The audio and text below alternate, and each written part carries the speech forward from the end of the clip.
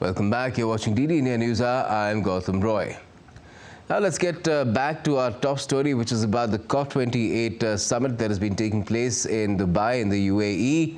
The leaders have been trying to hammer out a deal where what's getting in the way is the debate or the discussion or the divide over the inclusion of phasing out fossil fuels.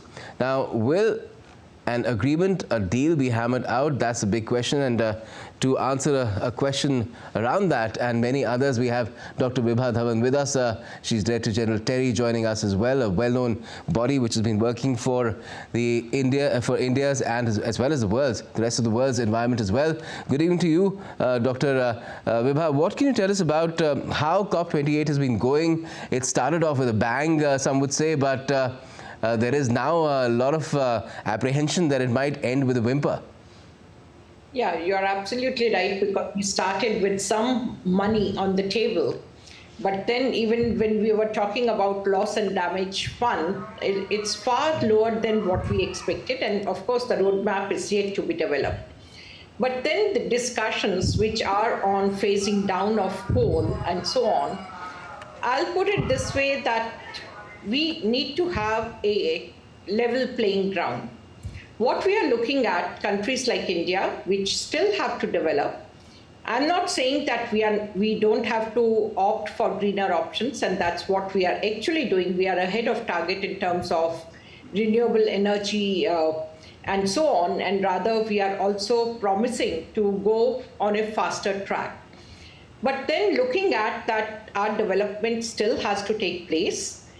The only fossil fuel we have is coal, and it is also that you have to work out a plan that the communities which are dependent on coal, how you do green skilling for those people as well. And if we look at the development path, it is also that immediately, or it's going to take us many years before we have a set plan that how the energy transition is going to take place. So I'll put it this way, that it is not fair for the developed part of the world to put pressure on growing economies like ours to phase out coal, and that too when we have every intention of going green. And we are trying, and let's look into what is gas. That's also a fossil fuel. And therefore, it should be the entire transition from fossil fuel to green energy should be gradual, and it has to be taking every country and every kind of fossil fuel into account. Yes, and that has been India's stand as well.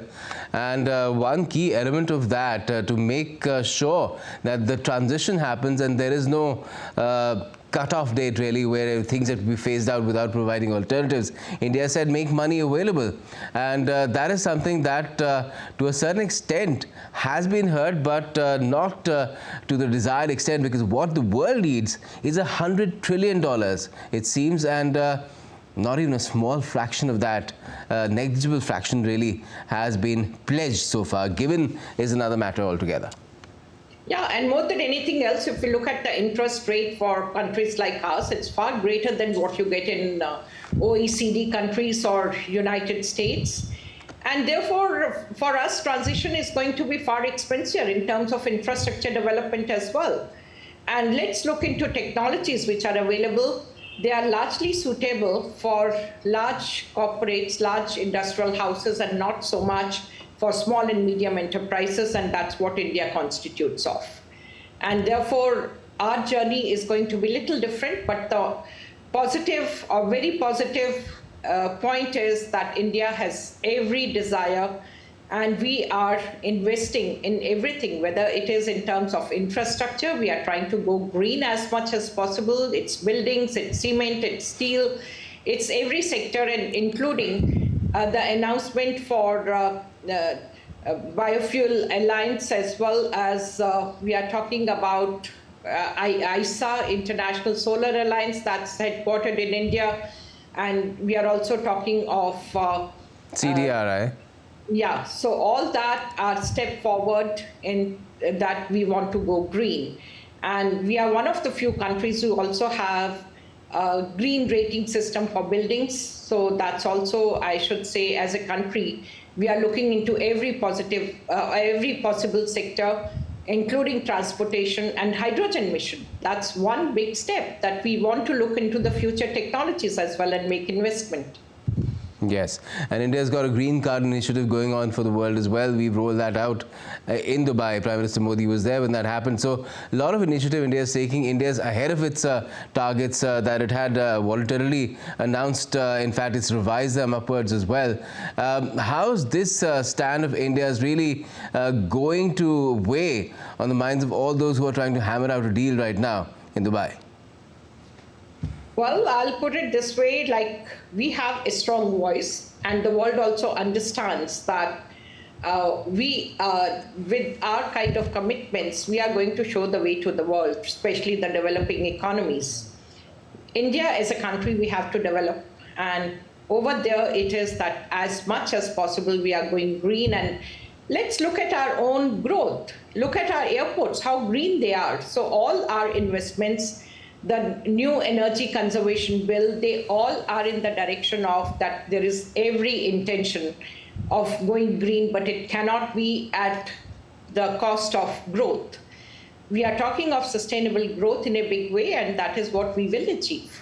And in terms of, again, the deal on phasing out fossil fuels, the language is being, there's speculation that there might be some tweaks which could be then agreed to, such as, only talk about the phasing out of unabated fossil fuels instead of, phasing out all of them. Other language, other legalities are also in the fray, really. But do you think that there is a lot of sense of coming to agreement at any cost and not failing, because that would send out the wrong message at this juncture where we've already seen a lot of events, the weather events that have been taking place that have been completely out of the usual. They're completely unusual for these times.